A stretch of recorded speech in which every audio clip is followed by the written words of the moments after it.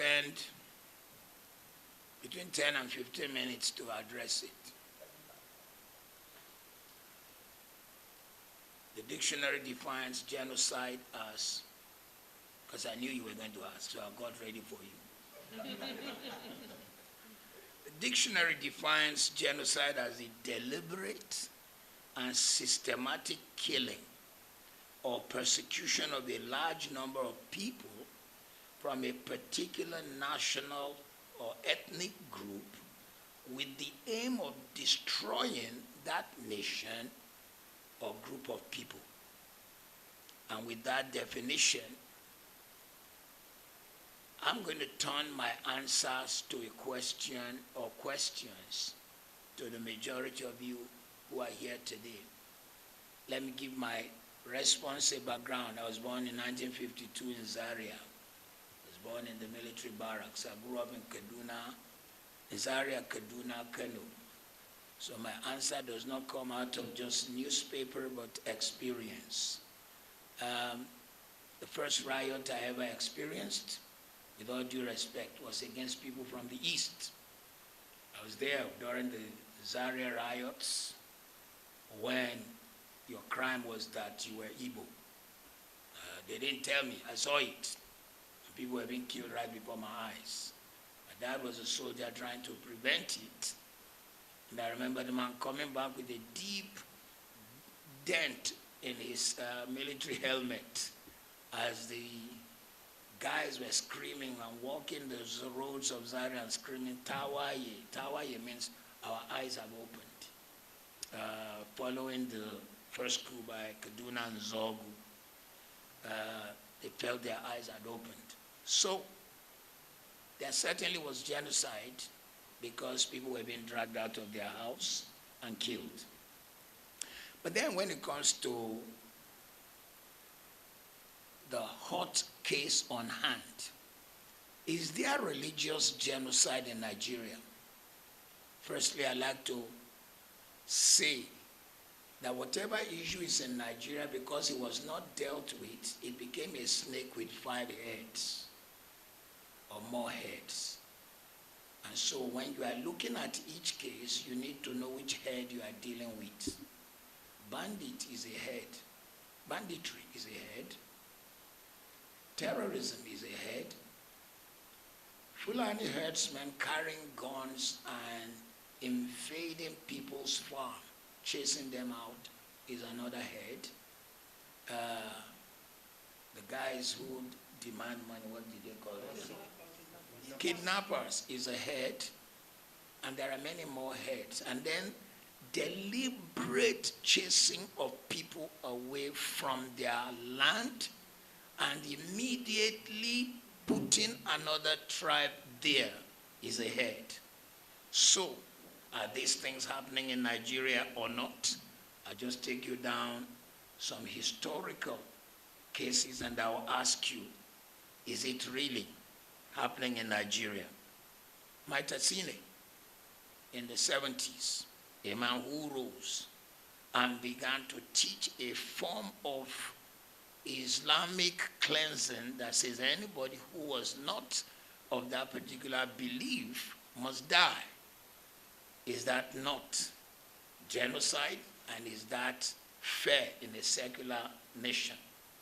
Zango Kataf. Zango Kataf, in case you don't know, what you know as Kaduna State was once including Katsina. And on grounds of religion, Katsina State was cut off because the majority of Katsina State was Islamic. And what remained as Kaduna State was majority what we call Southern Kaduna, Zango Katav, people who are, and so on and so forth. I don't want to mention all the tribes. And despite cutting and now having Kaduna State, the south of Kaduna State is 99% Christian, producing Professor Ishaya Audu, first Vice Chancellor Amadu Bello, producing General Ishaya Bameyi, producing former Deputy Governor, Central Bank, Melafia. But somebody was still not satisfied and wanted their land. And particularly under the watch of a particular governor, probably 23,000 of these people died. Is it so? Is it not so? And if people of that number died, I mean, Zangu Kata, people were being hacked, cut like animals because you wanted their land and because they didn't follow your religion. Is that genocide or not? There was beheading in Kano because, what's the name of the evangelist? Reinhard Bonnke came to hold a crusade, and they said, Christian crusade is not allowed. Not only did they destroy the equipment, they cut Christians. Is that genocide or not? Deborah Samuel, a girl in a polytechnic in Nigeria, in the north, she saw on the platform of her class that people were posting religious things. And she said, hey, this platform is for our study, not for religion. They went, they killed her. And when it became a court case, 52 barristers who hold the religious faith different from hers showed up to defend the guys who killed her. Is that genocide or not? Evangelist Eunice in Greater Abuja went out 5 a.m. to do what we used to do down south here. And when we were kids, I was born a Muslim. My name is Ahmed. My mother is Aishat. My brother is Mudashir. My sister is Khadijat. My dad is Salau. But we knew people who would wake up and be waking people to prayer. That was what Evangelist Eunice did, and they hacked her to death.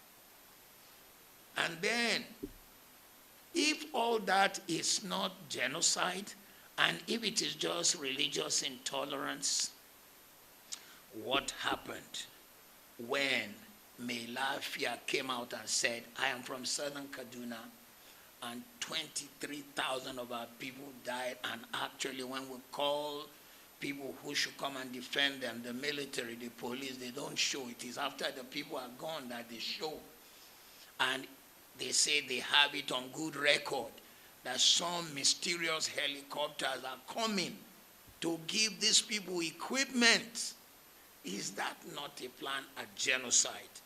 If you say that is not genocide, what shall we say of what's going on in particularly states in the north that are of Christian conviction? Benue State, even today's Vanguard reports Kwande local government, where people were hacked, and the plan is to chase them out, and some people come to occupy. And when I say some people, let me be bold to say Fulani herdsmen and some of the guys carrying gun come to occupy.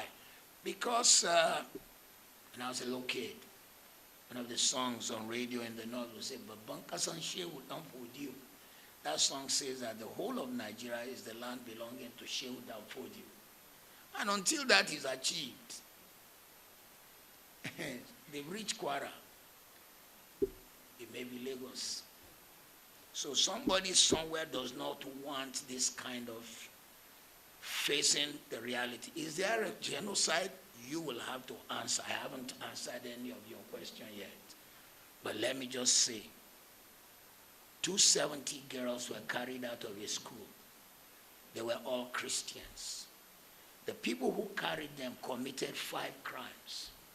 1, child molestation, because Nigeria's criminal law says that if you sleep with anyone under, is he 18? Which is the age of consent. It's a crime. They raped these girls. 2, if you carry a person against their will across border, it's trafficking. I thought we have human trafficking laws. 3, you force these people to change religion. 4, you force them into marriage. That is the 4th criminal offense. 5, some of them were violently raped. And then 6, some of them were killed. The same people who committed this crime You said you forgave them. Who forgave them? Where were they forgiven? Which court of law? Is it the government that said, okay, we suspend the criminal laws of Nigeria in the case of Boko Haram, who carried this girl, whatever of the Hydra heads carried the girls? Who did it? So, if you now say you forgave them, where are they?